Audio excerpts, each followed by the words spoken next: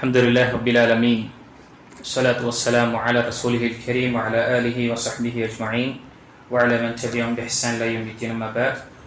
وعن معاوية بن حيدة رضي الله عنه قال قلت يا رسول الله ما حق زوجة أحدنا عليه؟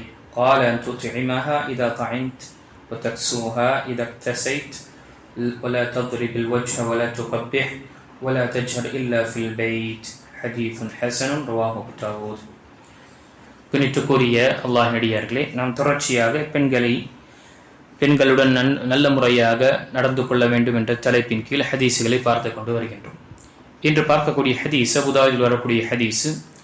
முஆவியா பின் ஹைவா ரலியல்லாஹு அவர்கள் அறிவிக்கின்றார்கள், அல்லாஹ்வுடைய தூதர் ஸல்லல்லாஹு அலைஹி வஸல்லமிடம் நான் வந்து கேட்டேன், எங்களுடைய மனைவியின் மீது மனைவியுடைய கடமைகள் மற்றும் உரிமைகள் என்ன இருக்கின்றது நம் மீது என்று நபி ஸல்லல்லாஹு அலைஹி வஸல்லமிடம் நான் கேட்டேன். அதற்கு நபி ஸல்லல்லாஹு அலைஹி வஸல்லம் கூறினார்கள், நீர் சாப்பிடும்போது அவளை நீர் சாப்பிடச் செய்ய வேண்டும். நீர் புதிய ஆடையை உடுத்தும் போது அவளுக்கு நீர் உடுத்த கொடுக்க வேண்டும். முகத்தில் அடிக்காதீர், இழிவாக பேசாதீர், வீட்டிலேயே தவிர வெளியில் அவளை கண்டிக்காதீர் என்று நபி ஸல்லல்லாஹு அலைஹி வஸல்லம் கூறினார்கள். இரண்டாவது ஹதீஸில் பார்க்கும் பொழுது நபி ஸல்லல்லாஹு அலைஹி வஸல்லம் கூறினார்கள், இறை விசுவாசங்களில் நம்பிக்கையால் முழுமை பெற்றவர் அவர்களில் அழகிய குணம் கொண்டவர்கள் ஆவார். அவர்களில் சிறந்தவர் மனைவியரிடம் சிறந்தவராக நடந்தவர் ஆவார் என்று நபி ஸல்லல்லாஹு அலைஹி வஸல்லம் கூறினார்.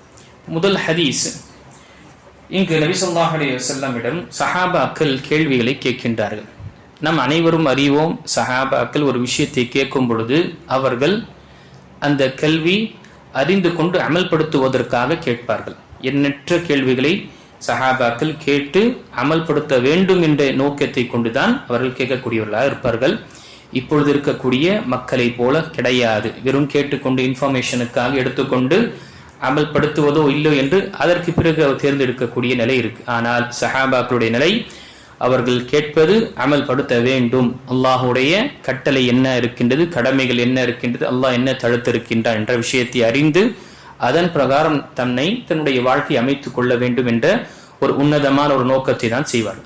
அப்படி இந்த சஹாபி முஆவியா ரலியல்லாஹு அன்ஹு, முஆவியா பின் ஹைவா ரலியல்லாஹு அவர்கள் வந்து கேட்கின்றார்கள், மீது நம்முடைய மனைவி மீது என்னென்ன கடமைகள் இருக்கின்றது என்று சொல்லும் பொழுது நபி ஸல்லல்லாஹு அலைஹி வஸல்லம் கூறினார், நீங்கள் உணவு சாப்பிடும் பொழுது அது அவங்களுக்கு உணவை கொடுங்க.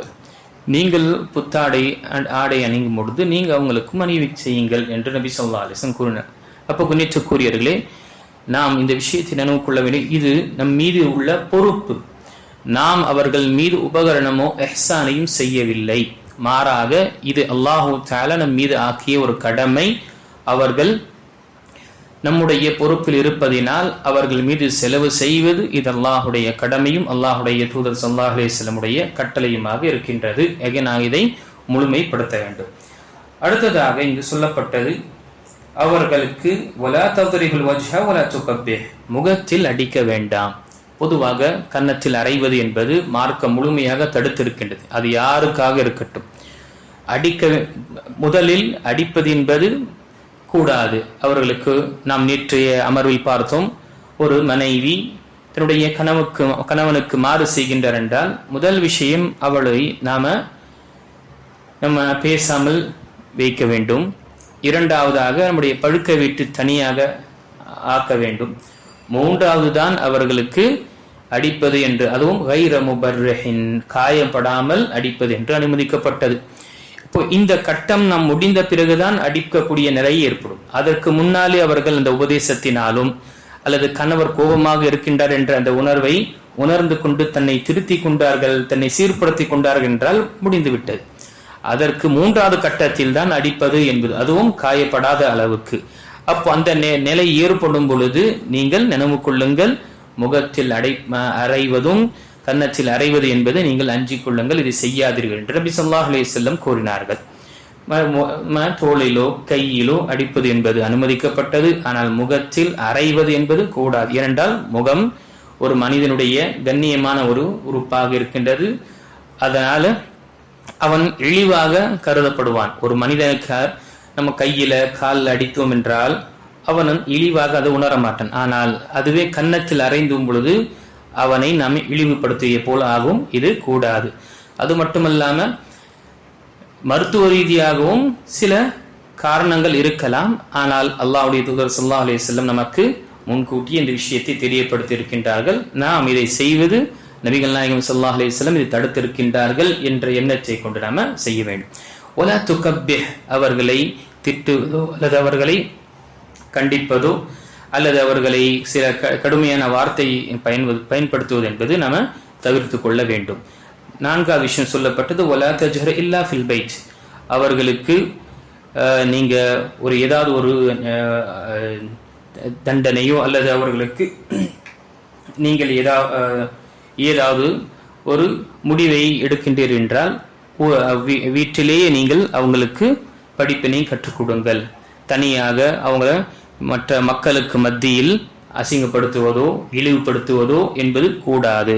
நம்ம வீட்டுக்குள்ளே அவர்களுக்கு உபதேசம் செய்வதோ அல்லது அவர்கள் கண்டிப்பதோ என்ற விஷயங்கள் இருக்க வேண்டும். மக்களுக்கு மத்தியில் அவங்களை திட்டுவது, மார்க்கெட்ல நின்று திட்டுவது, அல்லது வாகனத்தில் சென்று கொண்டிருக்கும் பொழுது அங்கு திட்டுவது, அல்லது குழந்தைகள் முன்னாடி இப்படி என்ற விஷயங்கள் எல்லாம் நம்ம தவிர்த்து கொள்ள வேண்டும். இது அனைத்துமே நபி ஸல்லல்லாஹு அலைஹி வஸல்லம் உடைய கட்டளையாக இருக்கின்றது. இது நம் மீது உள்ள நாம் செய்ய வேண்டிய கடமைகள், பெண்களுடைய உரிமைகள், நாம் செய்ய வேண்டிய கடமைகளாக இருக்கின்றது.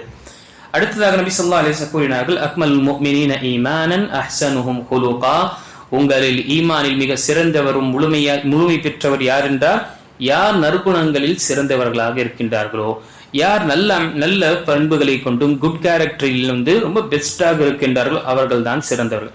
யோசிச்சு பாருங்க அன்புக்குரியவர்களே, மனிதன் அவன் மக்களுக்கு வெளியே செல்லும் பொழுது மக்களிடம் மிக கண்ணியமாக நடந்து கொள்கின்றான், நல்ல முறையாக நடந்து கொள்கின்றான். ஆனா வீட்டில் வரும் பொழுது அது ஆப்போசிட்டாக இருக்கு. நாம நம்முடைய அரவணைப்புக்கும் நம்முடைய நற்குணத்திற்கும் நம்முடைய நல்ல ஒரு ஒழுக்கத்திற்கும் நற்பண்புகளுக்கும் உரிமையாளர் நம்முடைய வீட்டார்கள், அது குறிப்பாக நம்முடைய மனைவி. ஏனென்றால் நம்முடைய சந்தோஷத்தில் அவங்க சந்தோஷத்தை காண்கின்றார்கள். நமக்கு சிரமம் என்று வரும் பொழுது அவங்க அந்த சிரமத்தை உணர்கின்றார்கள். நமக்கு கஷ்டம், ஏதாவது ஒரு பாதிப்பு, ஒரு சோதனை என்று வரும் பொழுது அவங்க அந்த விஷயத்துல கூட இருக்கிறாங்க.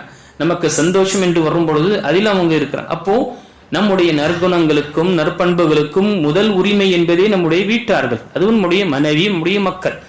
நாம மக்களுக்கு மத்தியில நல்ல முறையாக பழகி கொண்டு நல்ல விதமாக நடந்து கொண்டு வீட்டில கரடுமுரடாகவும் அல்லது கடுமையான தனத்தை கொண்டும் அல்லது நாம இது எல்லா கோபத்தையும் நம்முடைய வீட்டின் மீது நம்ம அது செய்வது என்பது இது ஒரு முஸ்லிமுக்கு உகர்ந்தது கிடையாது. குறிப்பாக ஒரு முஃமினாக இருக்கக்கூடியவன் அவன் தன்னுடைய நல்லொழுக்கங்களை கொண்டு ஈமானை முழுமைப்படுத்துவான். ஏனென்றால் ஈமான் அதிகரிக்கும் செய்கின்றது, குறைவும் செய்கின்றது. நம்முடைய நற்பண்புகளை கொண்டு நாம நம்முடைய ஈமானை நாம முழுமைப்படுத்த வேண்டும். ஆக இந்த இரண்டு ஹதீசுகள் மிக உன்னதமான வார்த்தைகளும் சிறந்த உபதேசங்கள் இருக்கின்றது. ஒரு பெண்கள் நம்முடைய வழக்கரத்தில் இருக்கக்கூடிய நம்முடைய மனைவியாக இருக்கலாம், நம்முடைய குழந்தை பெண் குழந்தையாக இருக்கலாம், நம்ம தாய், நம்முடைய சகோதரி, யாராக இருந்தாலும் நம்முடைய பொறுப்பு இருக்கக்கூடியவர்களுக்கு கண்ணியமான முறையில் நாம் நடந்து கொள்வது இது நம் மீது கடமை. இது உபகரணம் என்றோ அல்லது எஹ்சான் என்று நாம் நினைத்துக் கொள்ளக்கூடாது. இது இந்த கடமையை நாம் தவறிவிட்டோம் என்றால் அல்லாஹ்விடம் குற்றவாளிகளாக கருதப்படுவோம். அல்லாஹ் தஆலா சொல்லக்கூடியவனுக்கும் கேட்கக்கூடிய அனைவர்களுக்கும் பெண்கள் சம்பந்தப்பட்ட விஷயத்தில் அல்லாஹை அஞ்சிக் கொண்டு அல்லாஹு தஆலா மற்றும் அவருடைய தூதர் ஸல்லல்லாஹு அலைஹி வஸல்லம் காண்பித்து தந்த வழி பிரகாரம் அவர்களுடைய உரிமைகளை கொடுக்கக்கூடியவர்களாக அல்லாஹ் நம்மை அனைவரும் ஆக்கி அருள்வானாக. ஆமீன். வாஹிரு தஅவானா அல்ஹம்துலில்லாஹி ரப்பில் ஆலமீன்.